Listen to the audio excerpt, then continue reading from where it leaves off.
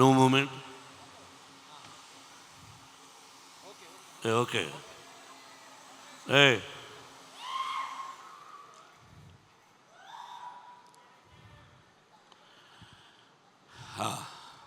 Okay బాబు, తన తీసుకుందే ఫోటో.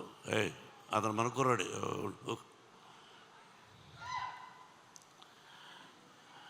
ఏం చెప్పాలి అనేది అర్థం కావడం లేదు. ఈరోజు